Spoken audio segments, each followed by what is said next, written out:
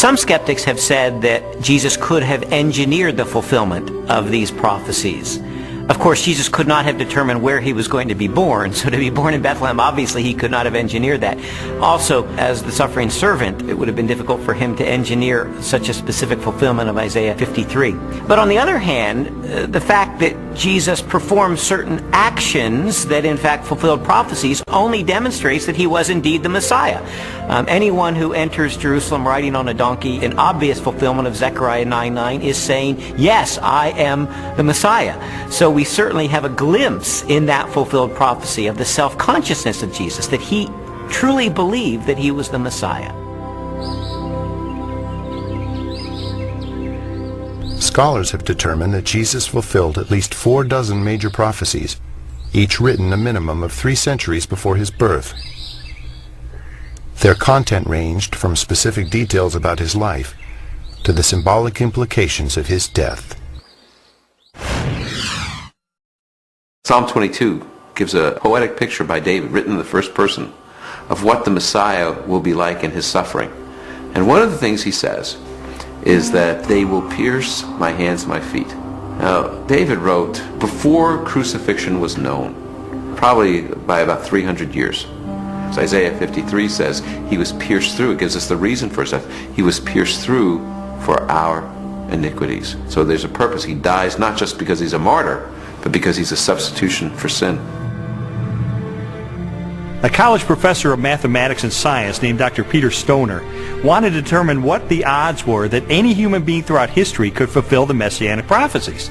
So he had his students come up with very conservative estimates of the likelihood of any human being fulfilling certain of these predictions. And then they just ran the numbers. And what they determined is that the odds of any human being fulfilling 48 of these ancient prophecies would be one chance in a trillion.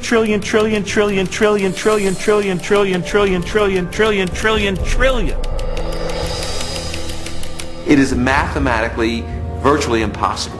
To me, just as significant as all of those unique prophecies that were fulfilled in Christ is the complete drama of the Old Testament. The fact that the Old Testament is the story, the narrative of God's redemptive movement, his movement to deliver and save humanity. And Jesus is the climax of that movement. He is the climax of salvation history, the one who brings it off to fulfillment. You read the Old Testament, it's building. Jesus arrives on the scene and he is the fulfillment. And he recognizes himself clearly as the climax of God's plan of salvation for all humanity. This whole case was sort of like one of those jigsaw puzzles where you don't know what the ultimate picture is going to be. You just put together the pieces, and as I was putting together all of the evidence, it started to take shape, and I sort of stepped back and I could see that it was a portrait of Jesus Christ.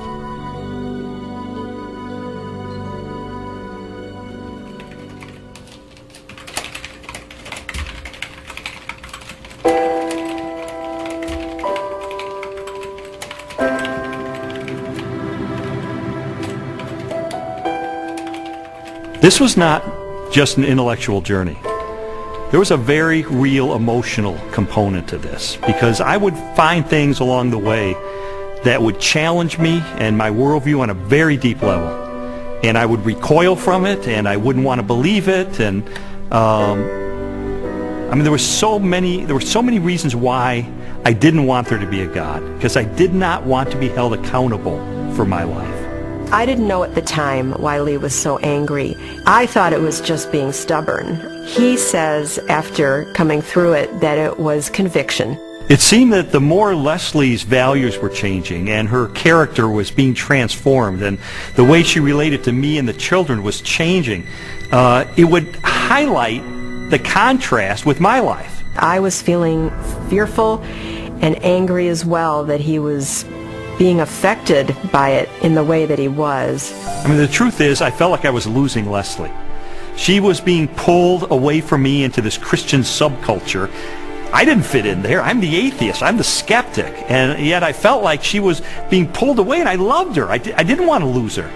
And it got to the point where I was so angry over the whole thing. One day I just reared back and I kicked a hole in our living room wall, just out of rage over the situation. It was a very ugly scene right in front of Leslie, right in front of our little girl. They were crying, and I didn't want to lose her.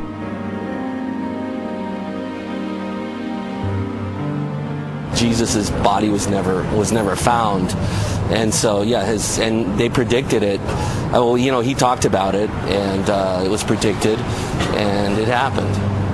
I mean, it's this easy. It's as simple as that. We just tend to complicate it, man. No, not physically, not his physical body.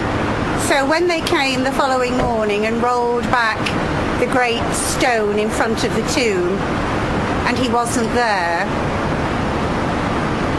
No, it must have been dark in that. I don't know. They must have missed him. No, I don't think physically a physical body can rise.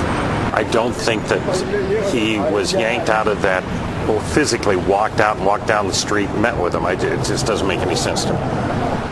For more than a year, I'd investigated the historical record for the reliability of the New Testament. I'd looked at the identity of Jesus. But now it was time to look at the ultimate evidence for who he really was, the purported resurrection of Jesus from the dead. And for that, I went to the best scholars that I could track down.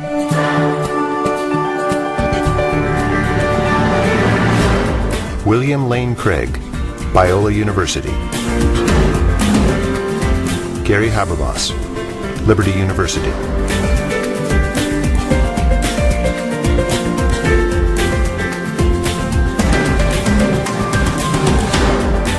Michael Licona, North American Mission Board.